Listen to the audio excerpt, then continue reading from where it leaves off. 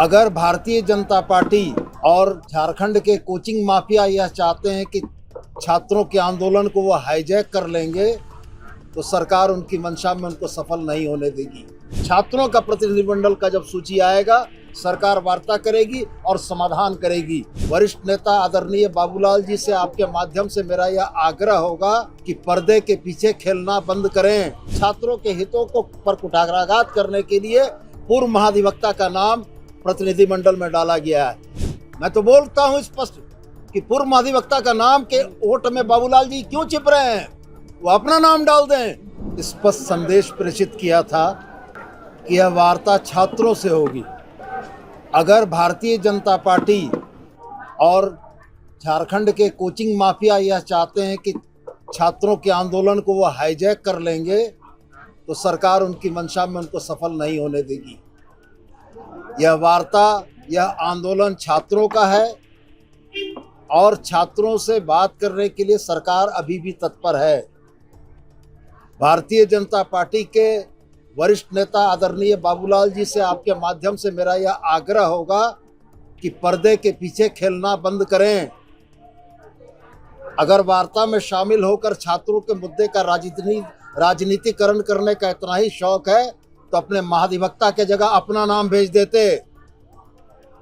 अगर शुचिता और नैतिकता बची है तो छात्रों के प्रतिनिधिमंडल का एक नंबर नाम होना चाहिए था बाबूलाल मरांडी।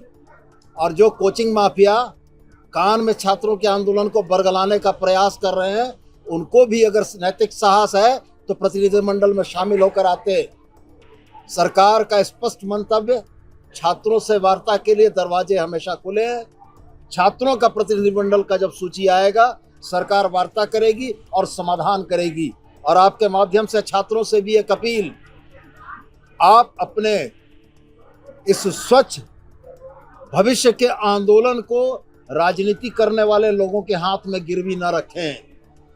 ये राजनीति करने वाले लोग जिनके पास इतना नैतिक साहस नहीं है कि पहली दूसरी जेपीएससी में अपने परिवार के, अपने रिश्तेदारों के सीबीआई जांच के बाद भी इस्तीफे के बगैर नौकरी करा रहे हैं, किसी मेरिटधारी, किसी योग्य छात्र के अधिकारों का हनन करके वो आज आपकी बातों को करने का दावा कर रहे हैं। तो मैं आपके माध्यम से छात्रों से अपील करता हूं कि छात्रों के मुद्दों को सरकार बड़ी गंभीरता और संवेदनशीलता के साथ समाप्त करना चाहती है, लेकिन छात्र भी इस मामले में सजग हो जाएं कि कल तक जंतर मंतर के जो छात्र थे उनको देशद्रोही कहा गया इसी भारतीय जनता पार्टी के द्वारा, और आज छात्रों के हितों को पर कुठाराघात करने के लिए पूर्व महाधिवक्ता का नाम प्रतिनिधिमंडल में डाला गया है। ये छद्म राजनीति नहीं चलेगी और हम निश्चित रूप से यह मान के चलते हैं कि छात्र भी इन चीज़ों को गंभीरता से देख रहे होंगे और उनके तरफ से जो रिस्पांस आएगा, छात्रों का प्रतिनिधिमंडल जब सरकार से बात करना चाहेगा सरकार उनसे बात करने को तत्पर है।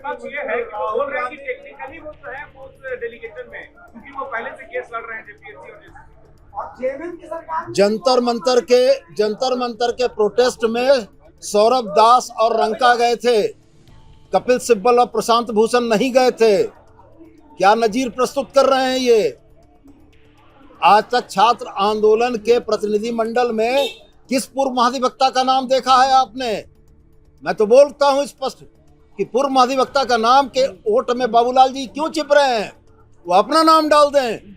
बात करने को हम लोग तैयार हैं। देखेंगे कि छात्रों के मुद्दे पर अपने परिवार के लोग जो पहली और दूसरी जेपीएससी में गड़बड़ियां करके नौकरी कर रहे हैं उसके बारे में बाबूलाल जी का क्या कथन होगा, ये सामने देखने की बात होगी।